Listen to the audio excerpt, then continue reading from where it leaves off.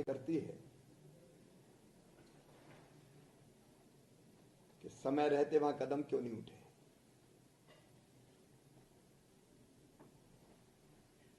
अब जाम की बात आम है और मुझे जनता के बीच से कही गई है। एक तो हमारा ये प्रयास होगा कि एक शॉर्ट टर्म प्लानिंग और एक long term planning, long term में उसके जिगजैग और कर्व उनसे छुटकारा दिलवाना उसका उपाय है। 2004 में शायद ये रोड बनी थी, बीच बीच में 17 तक मेंटेनेंस होता रहा,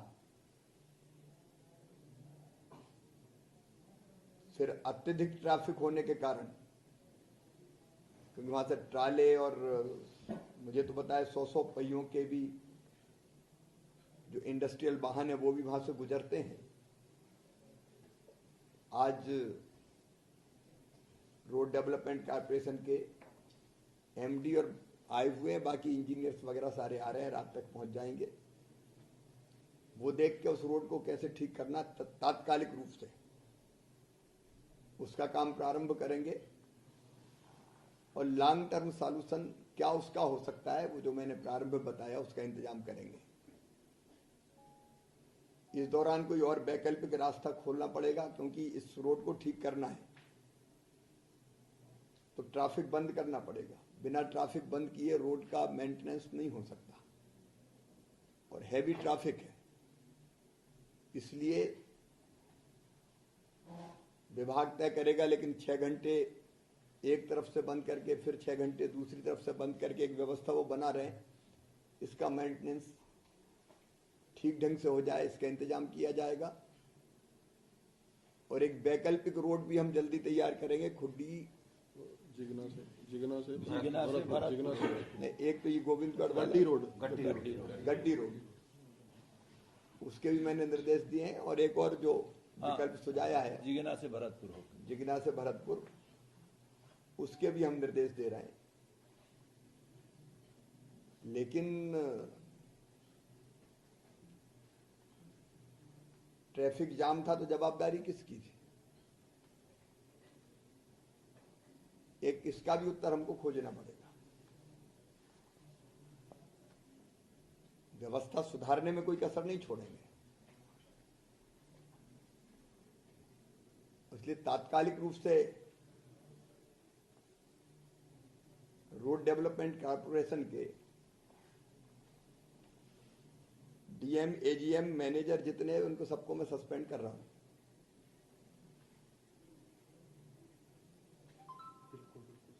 बाकी चीजें कैसे ठीक होगी उसका इंतजाम हम कर रहे हैं।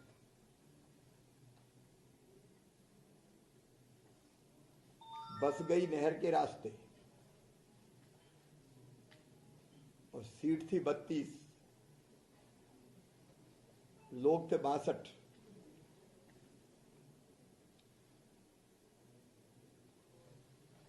और इसकी जवाबदारी किसकी है? इसलिए संबंधित आरटीओ को भी सस्पेंड कर रहे हैं।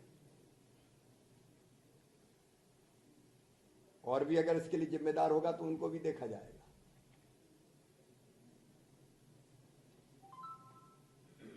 तो प्रशासन क्यों नहीं चेता?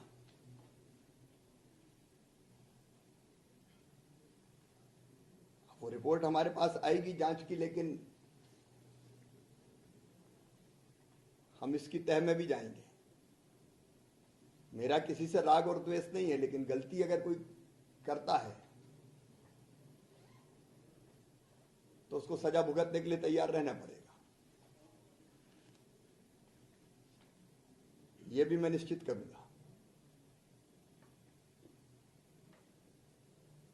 हाँ, ये जरूर मैं प्रशंसा करूंगा कि राहत और बचाव कार्य में तत्परता दिखाई।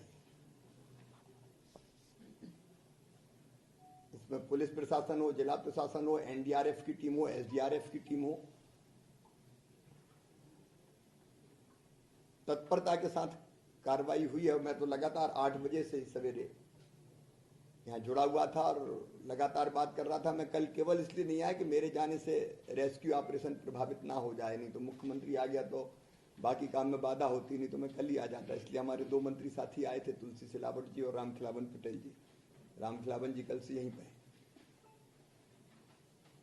और उसमें भी बेटी शिवा रानी ने लवकुश लुनिया और लवकुश लूनिया शिवरानी शिवरानी और सत्येंद्र शर्मा एक सिविल एविएशन के हमारे कर्मचारी थे, उनने अद्भुत काम किया है। इन तीनों को भी 5-5 लाख रुपए की सम्मान निधि से सम्मानित किया जाएगा, क्योंकि ऐसे समय जो अपनी जान की बाजी लगा के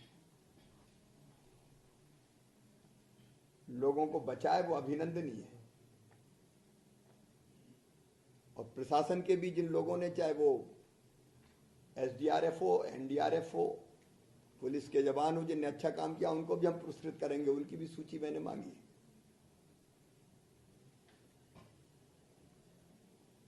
लेकिन जिनने गड़बड़ जिनसे हुई है, जानबूझ के हुई हो, लापरवाही से हुई हो, उनको सजा भी भुगतनी पड़ेगी। और इसलिए सारी जानकारियां हम ले रहे हैं और जांच की रिपोर्ट भी आएगी, उसके आधार पर भी कार्रवाई करेंगे। सर, मध्य प्रदेश शासन के पास बीएससी में एग्जाम देने के लिए अन्य जिलों में 200 किलोमीटर जाना पड़ा। ये माना जाए कि प्रदेश सरकार के पास जिला मुख्यालय में वो संसाधन उपलब्ध नहीं है जिससे वो व्यवस्था हो पाए। उस पर भी हम आगे कैसे विकेंद्रित किया जा सकता है। अगर परीक्षा केंद्र सीधी होते तो शायद सतना न जाते। अब इसमें तो कई तरह की